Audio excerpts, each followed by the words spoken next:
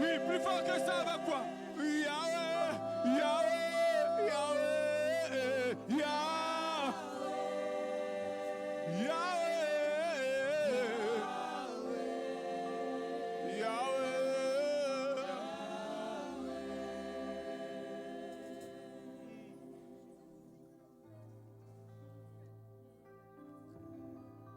Seigneur,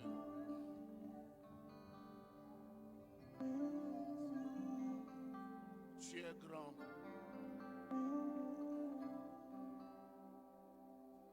Et Seigneur, même le monde entier ne peut contenir ta grandeur.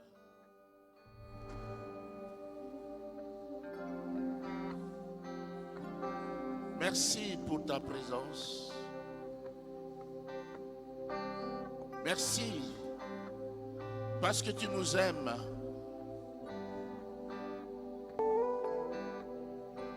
Tu nous envoies ta parole.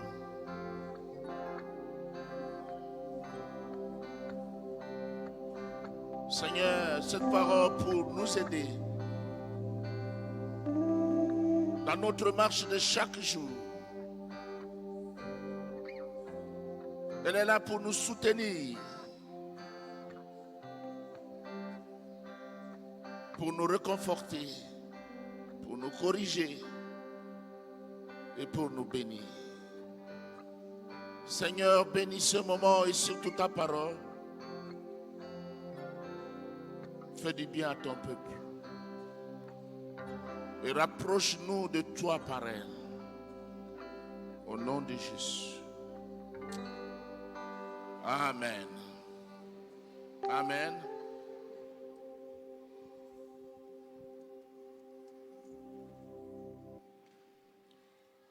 Je vous invite à ouvrir vos Bibles dans Exode 20. Exode 20.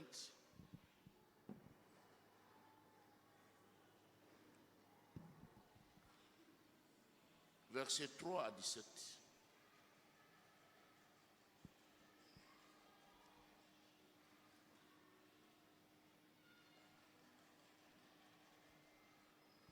Et après cette lecture, nous allons encore lire dans Exode 32, verset 1, verset 7 à 8 et verset 15 à 19. Nous commençons par Exode 20, verset 3 à 17. Tu n'auras pas d'autre Dieu devant ma face. Tu ne te feras point d'image taillée, ni de représentation quelconque des choses qui sont en haut dans les cieux, qui sont en bas sur la terre, et qui sont dans les cieux plus bas, dans les eaux plus bas que la terre. Tu ne te prosterneras point devant elles, et tu ne les serviras point. Car moi, l'Éternel, ton Dieu, je suis un Dieu jaloux, qui punit l'iniquité des pères sur les enfants, jusqu'à la 3e et à la 4e génération de ceux qui me haïssent, et qui fait miséricorde jusqu'en 1000 générations à ceux qui m'aiment et qui gardent mes commandements. Tu ne prendras point le nom de l'Éternel ton Dieu en vain, car l'Éternel ne laissera point impuni celui qui prendra son nom en vain. Souviens-toi du jour du repos pour les sanctifier. Tu travailleras 6 jours et tu feras tout ton ouvrage. Mais le 7e jour est le jour du repos de l'Éternel, ton Dieu. Tu ne feras aucun ouvrage, ni toi, ni ton fils, ni ta fille, ni ton serviteur, ni ta servante, ni ton bétail, ni l'étranger qui est dans tes portes. Car en 6 jours, l'Éternel a fait les cieux, la terre et la mer, et tout ce qui y est contenu. Et il s'est reposé le 7e jour. C'est pourquoi l'Éternel a béni le jour du repos et l'a sanctifié. Honore ton père et ta mère, afin que tes jours se prolongent dans les pays que l'Éternel ton Dieu te donne. Tu ne tueras point, tu ne commettras point d'adultère, tu ne déroberas point, tu ne porteras point de faux témoignages contre ton prochain, tu ne convoiteras point la maison de ton prochain, tu ne convoiteras point la femme de ton prochain, ni son serviteur, ni sa servante, ni son bœuf, ni son âne, ni aucune chose qui appartienne à ton prochain. Amen. Exode 32, verset 1 d'abord. Le peuple, voyant que Moïse tardait à descendre de la montagne, s'assembla autour d'Aaron et lui dit, « Allons, fais-nous un Dieu qui marche devant nous, car c'est Moïse, cet homme qui nous a fait sortir du pays d'Égypte. Nous ne savons ce qu'il est devenu. » Versets 7 à 8. L'Éternel dit à Moïse, « Va, descends, car ton peuple que tu as fait sortir du pays d'Égypte s'est corrompu. Ils se sont promptement écartés de la voie que je leur avais prescrite. Ils se sont fait un veau en fonte et ils se sont prosternés devant lui. Ils lui ont offert des sacrifices et ils ont dit, Israël, voici ton Dieu qui t'a fait sortir du pays d'Égypte. » Versets 15 à 19. Moïse retourna et descendit de la montagne, les 2 tables du témoignage dans sa main. Les tables étaient écrites de 2 côtés. Elles étaient écrites de l'un et de l'autre côté. Les tables étaient l'ouvrage de Dieu et l'écriture était l'écriture de Dieu gravée sur les tables. Josué entendit la voix du peuple qui poussait des cris et il dit à Moïse, « Il y a un cri de guerre dans le camp. » Moïse répondit, « Ce n'est ni un cri de vainqueur, ni un cri de vaincu. Ce que j'entends, c'est la voix des gens qui chantent. » Et comme il approchait du camp, il vit les veaux et les danses. La colère de Moïse s'enflamma. Il jeta de ses mains les tables et les brisa au pied de la montagne. Amen. Une longue lecture, mais qui vaut la peine. Bien-aimés dans le Seigneur, la loi de Dieu est inscrite dans le cœur de chacun de nous. De chacun. Même dans le cœur de celui qui ne connaît pas Dieu.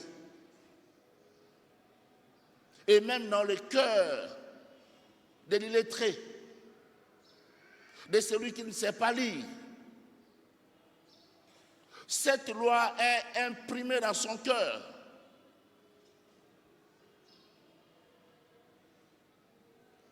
Elle est écrite dans sa conscience.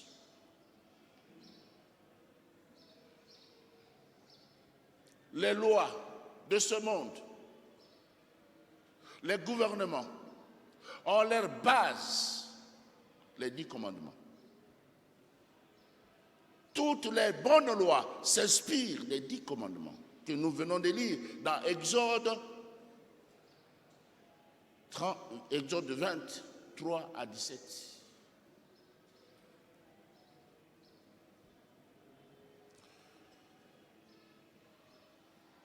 Et après avoir parlé du pain brisé, du toit brisé, ce matin, le thème de mon message, c'est la loi brisée. La loi brisée. Aujourd'hui, la loi de Dieu est brisée. Elle est piétinée. Elle est foulée aux pieds.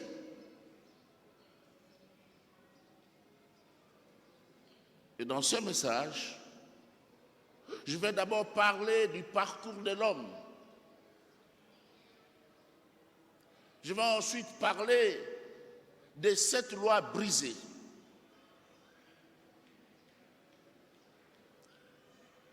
Et je vais enfin parler du besoin de la grâce de Dieu.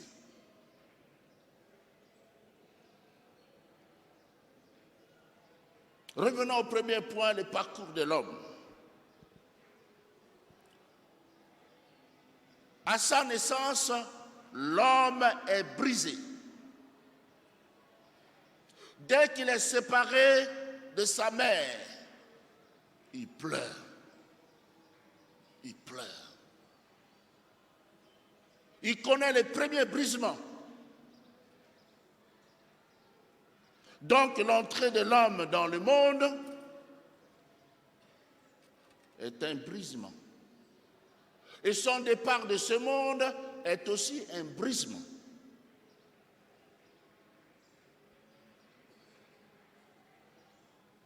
Tout son parcours sur la terre est parsemé de brisements, de choses brisées. Voyez cet enfant qui pleure parce que son jouet est détruit. C'est un brisement. Son cœur est brisé. C'est comme ça que cet enfant pleure. Cet homme, cette femme qui souffre de la déception amoureuse, c'est un brisement. Son cœur est brisé. Cette femme qui attend seule son mari infidèle jusqu'à minuit, c'est un brisement. Cet homme qui connaît l'injustice dans le lieu du travail et qu'on renvoie injustement, c'est un brisement. Un brisement.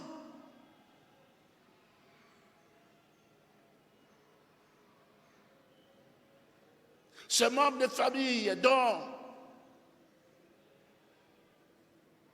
l'un de leurs est assassiné ou tué, c'est un brisement.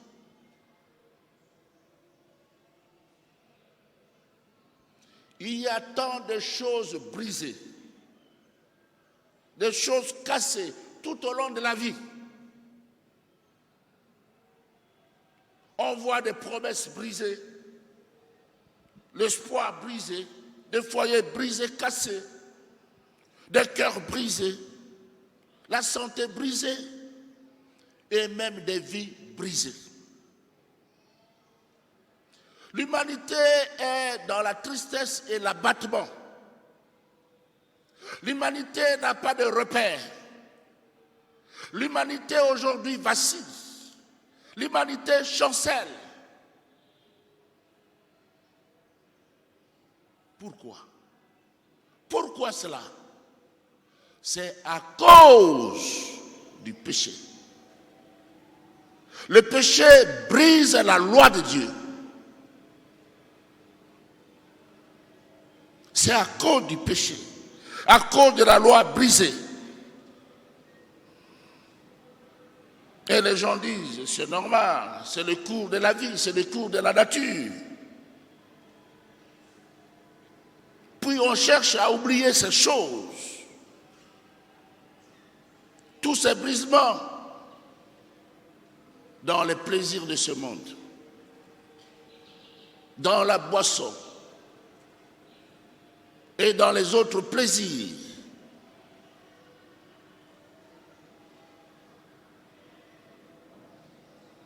Bien-aimés dans le Seigneur,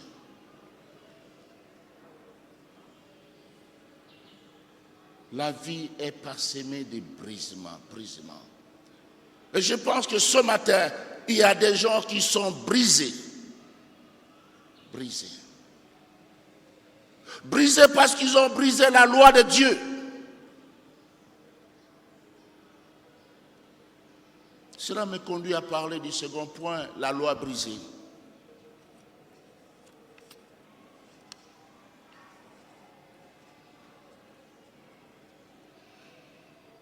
Frères et sœurs, la loi a été brisée dès le commencement, au jardin d'Éden même. Dans Genèse 2, 16 à 17, la Bible dit, l'Éternel Dieu donna cet ordre à l'homme.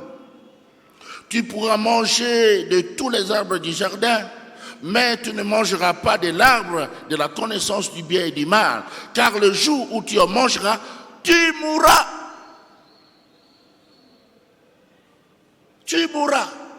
On créa l'homme. Dieu n'avait pas créé un robot, mais il avait créé quelqu'un à son image, libre de choisir, libre de toute volonté.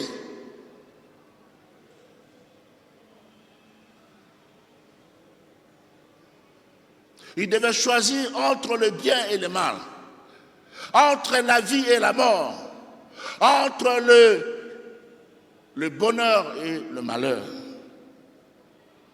Mais l'homme est allé en rébellion contre son Créateur.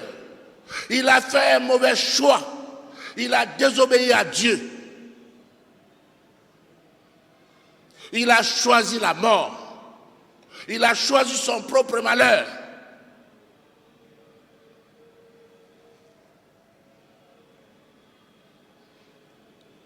Alors à partir de ce choix, la loi a été brisée. Elle a été brisée. Et quand la loi est brisée, il y a des conséquences. Il y a la décadence. Il y a la décrépitude. Il y a la vieillesse. Il y a le malheur. Il y a des guerres. Il y a la jalousie. Il y a la mort.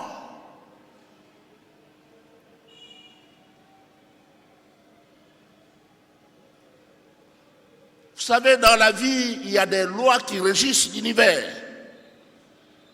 Il y a des lois qui régissent des sociétés. Bref, il y a des lois physiques, des lois morales et des lois spirituelles. Il y a des lois des hommes et des lois de Dieu. Et les hommes savent très bien que la société ne peut fonctionner sans les lois. Il y a des lois économiques, il y a des lois civiles, il y a des lois dans toutes les corporations. Si un médecin brise la loi dans sa corporation, il sera sanctionné par l'ordre des médecins. Si un avocat brise la loi de l'ordre des médecins, il sera sanctionné par cet ordre. La société sait qu'il y a des lois.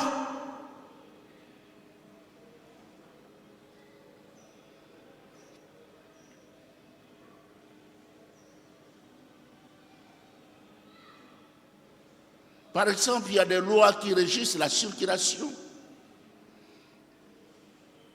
Mais si vous violez ces lois, il y a un accident. Il y a des blessures. Il y a la mort. Il y a des dégâts.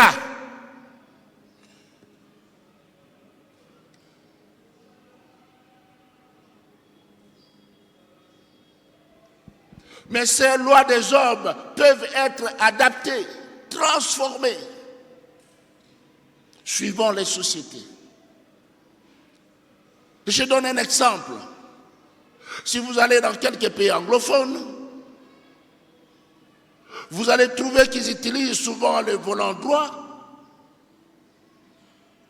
et ils prennent la partie gauche. Et dans les pays francophones, on utilise le volant gauche et on prend la partie droite. Ça peut se changer. Mais bien aimés dans le Seigneur, croyez-moi, les lois de Dieu sont inchangées. Les lois de Dieu sont immuables. Elles sont inflexibles. Elles ne changent pas. Et si tu enfreins cette loi, il y a des conséquences.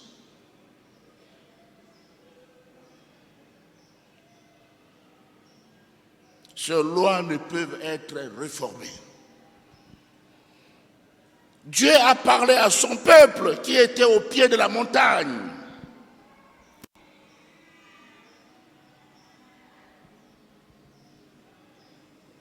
La montagne de Sinaï. Et le peuple ne pouvait pas supporter la voix de Dieu, car c'était comme des coups de tonnerre. Il y avait la fumée.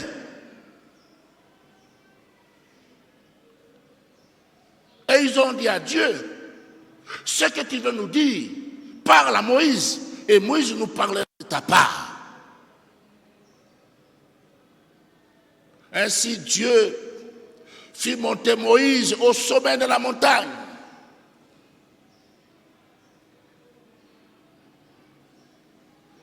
Et Moïse resta là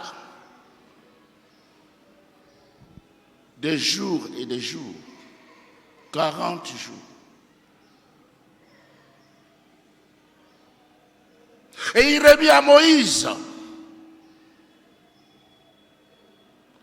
des tables de la loi.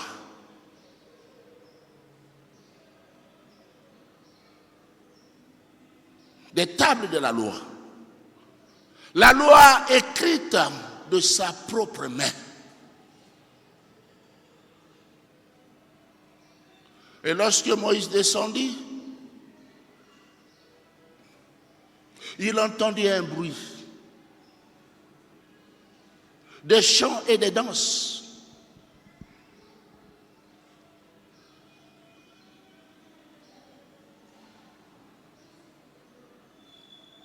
Et son serviteur, Josué, qui était avec lui, mais il n'était pas au sommet de la montagne avec Moïse, il était resté quelque part. Il dit à Moïse, c'est comme des cris de guerre. Moïse dit non, ce ne sont ni des cris des vainqueurs, ni des cris des vaincus. Et quand Moïse descend au pied de la montagne, qu'est-ce qu'il trouve? Il trouve les gens qui ont fabriqué un veau d'or. Ils ont dit à Aaron, écoute, c'est Moïse qui nous a fait sortir du pays d'Égypte. Nous savons ce qu'il est devenu. Fais-nous un veau d'or. Et ce veau d'or sera notre Dieu. Combien font des veaux d'or aujourd'hui? Les gens se promènent avec des ficelles autour des reins. Les gens se promènent avec des bracelets magiques.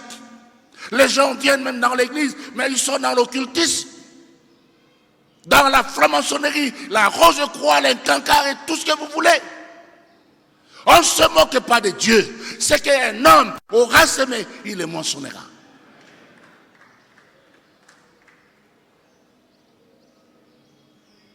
Moïse trouve un veau d'or.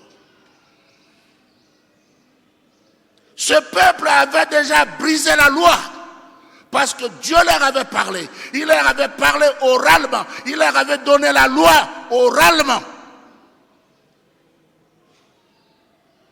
Et ils ont dit, parle à Moïse qui nous parle. Quand Moïse descend avec la loi, ils trouvent que ils ont déjà brisé la loi. Ils sont en train d'adorer un veau d'or. Ce n'est pas Moïse qui brisa le premier la loi, c'était le peuple d'Israël lui-même.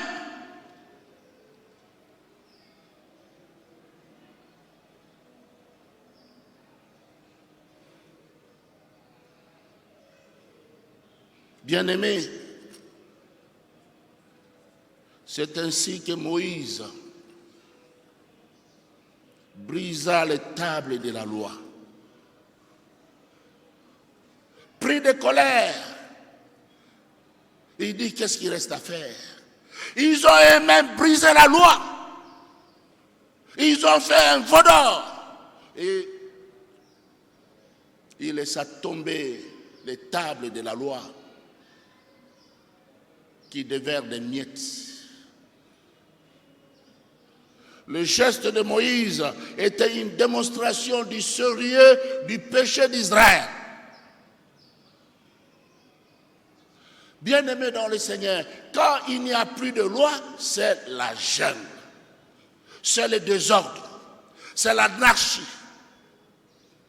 c'est la violence, l'injustice et même la mort. Quand il n'y a plus de loi, c'est l'autodestruction. On détruit les uns les autres. Pourquoi des guerres? Pourquoi des envies? Pourquoi des tueries? Parce qu'au fond du cœur, les gens sont rebellés.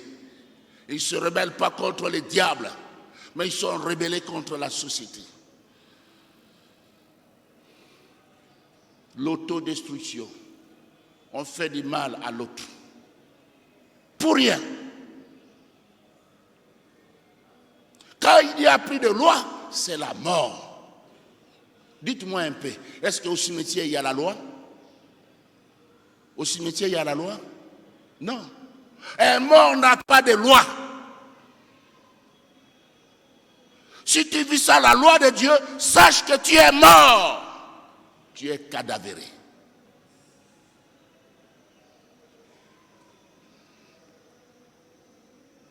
Cela me conduit à parler du dernier point, le besoin de la grâce de Dieu.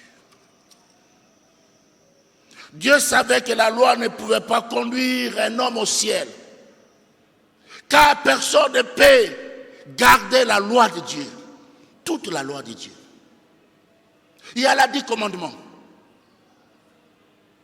mais personne ne pouvait accomplir toute la loi. Car si tu désobéis à une loi, tu désobéis à toute la loi. Dieu savait. Mais il a donné la loi pour que chacun connaisse, manifeste son besoin de la grâce, son désir de la miséricorde de Dieu. Il savait même, avant de donner la loi, que personne ne la garderait. Certes, cette loi était la perfection de Dieu. Elle était sainte, parfaite, juste. C'est la parfaite expression de la volonté de Dieu en faveur des hommes. Mais l'homme imparfait ne pouvait la garder. Ainsi, nous portons des conséquences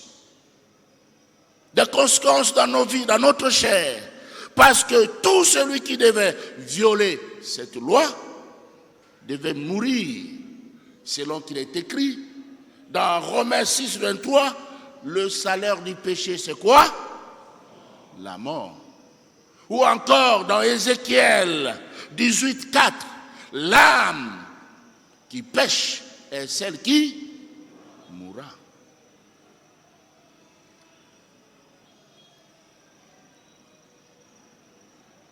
Cette loi devait être brisée pour que l'homme sache qu'il a besoin de la grâce de Dieu. Qui n'a pas brisé la loi de Dieu ici dans cette salle, qui lève la main que je le vois. Tous nous l'avons brisé. Tous nous l'avons brisé.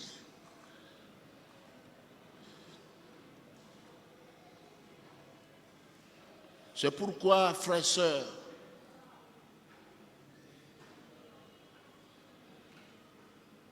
tu ne peux parvenir au salut sans la grâce et sans un substitut qui doit porter la condamnation. Il faut la grâce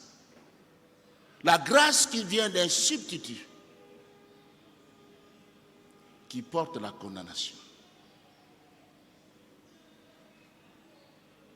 Quand on parle du substitut du procureur, c'est que quand le procureur n'est pas là, c'est le substitut qui prend la place.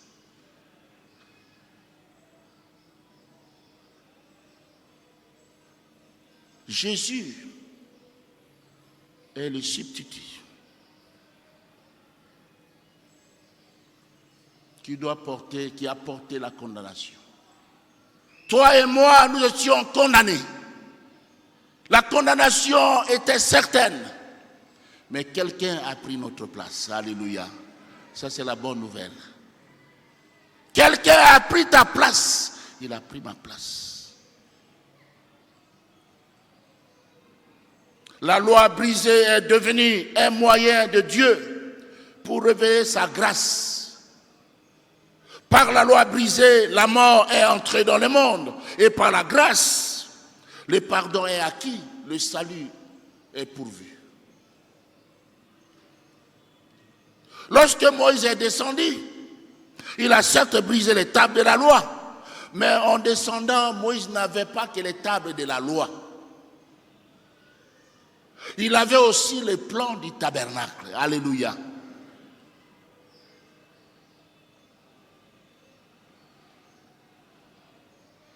Et le tabernacle était un type du Rédempteur. Un type de la rédemption par le sang. Un type du Sauveur de l'humanité. Un type de Jésus-Christ. Dans le tabernacle, il y avait l'arche de l'alliance. Et dans l'arche, Dieu avait réécrit la même loi. Alléluia. Dieu avait réécrit la même loi. La loi exige la punition, elle exige la mort. S'il n'y avait que la loi, personne ne serait sauvé. La loi ne sauve pas. Mais le Seigneur de grâce s'est manifesté. Il a introduit le tabernacle. Le tabernacle qui est un type de rédemption par le sang. Dans le tabernacle, comme je l'ai dit, il y avait l'arche dans le lieu très saint.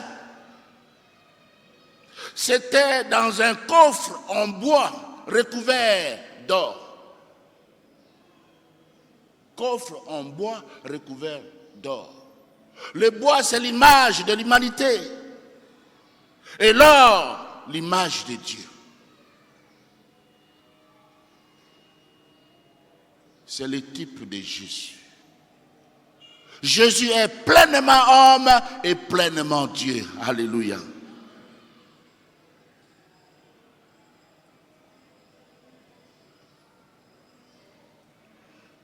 Mais au-dessus du coffre,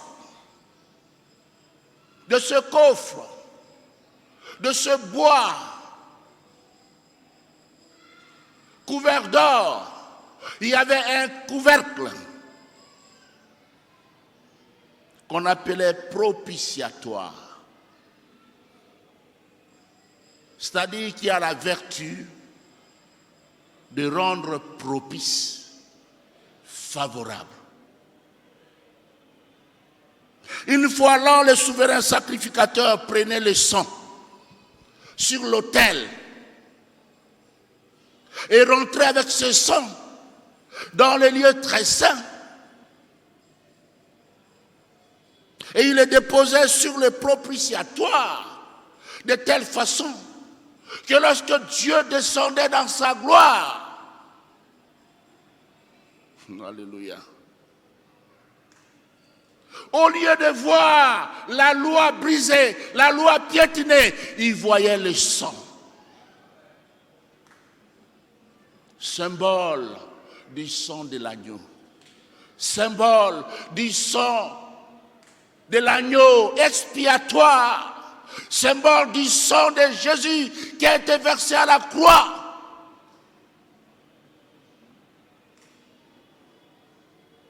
Pour que tu obtiennes faveur devant le Créateur.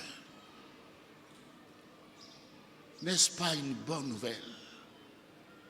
Oui, la loi est venue, mais la grâce aussi est venue. C'était un moyen pour accéder à la grâce de Dieu. Frères et sœurs, en définitive, le parcours de l'homme est parsemé de choses brisées. Et tu le sais.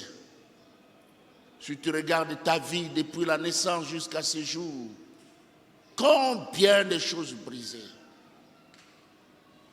Tu as été brisé. Brisé parce que nos représentants légaux, les représentants légaux de l'humanité ont brisé la loi de Dieu. Et le péché, nous l'avons hérité aussi.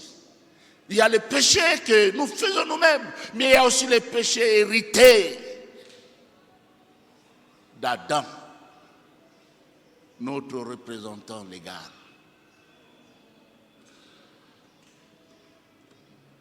Mais l'homme lui-même aussi a brisé la loi. L'homme lui-même a rejeté Dieu. Et il rejette encore Dieu aujourd'hui. Dieu n'est pas dans beaucoup de cercles. Dieu est resté dans les oubliettes. Quand on parle de Dieu, les gens s'en moquent. La loi est brisée. Dieu a laissé sa loi brisée pour que sa grâce soit manifestée dans son Fils brisé à la croix. Frères et sœurs, la loi brisée demande un sauveur brisé. Et un sauveur brisé demande un cœur brisé pour qu'il y ait réparation. Nous allons incliner nos têtes et nous allons prier.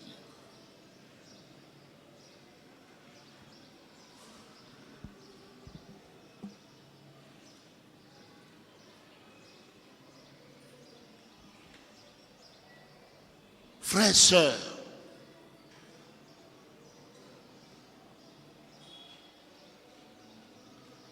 ce matin, je suis sûr que Dieu a parlé à quelqu'un.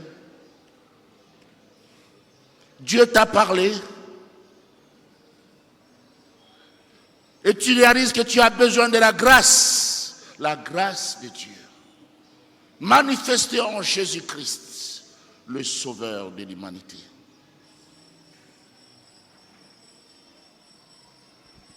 Tu as fait des choses qui ont offensé Dieu. Tu as piétiné sa loi. Tu l'as brisé même.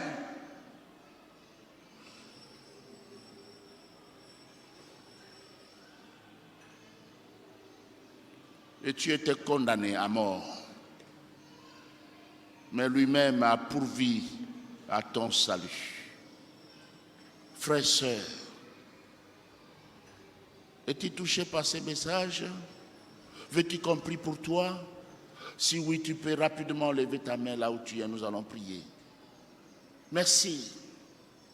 Merci pour ces mains levées. Que Dieu vous bénisse.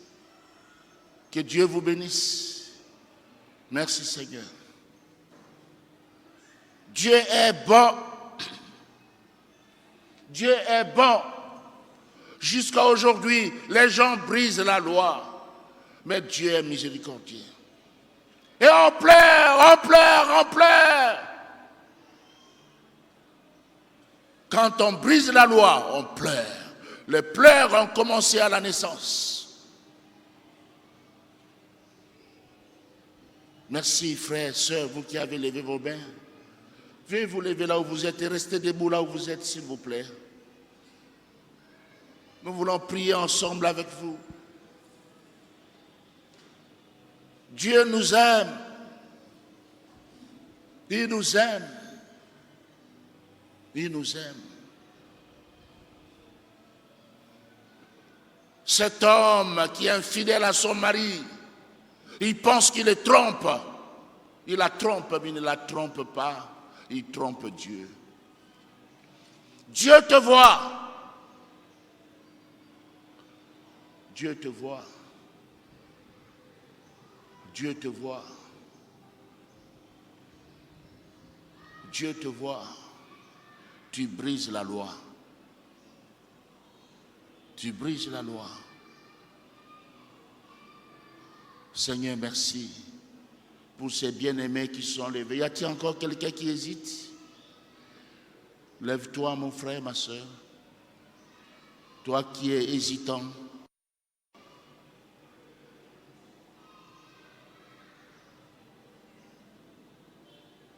Merci. Que Dieu soit béni. Merci. Alléluia. Papa Ernest, venez prier, s'il vous plaît.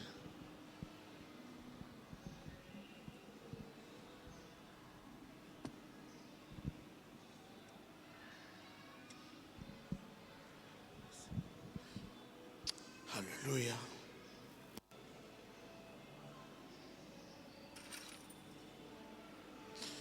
Alléluia.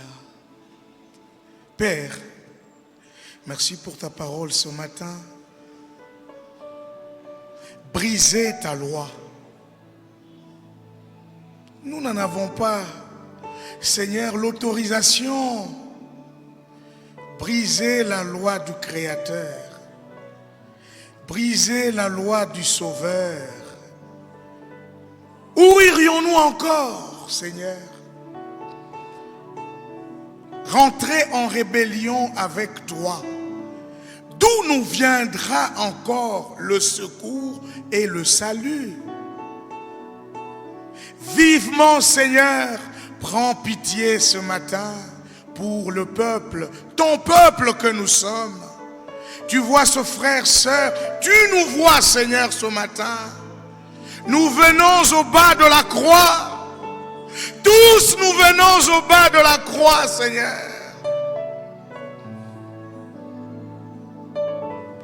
D'où nous viendrait le salut si nous rentrons en rébellion avec toi?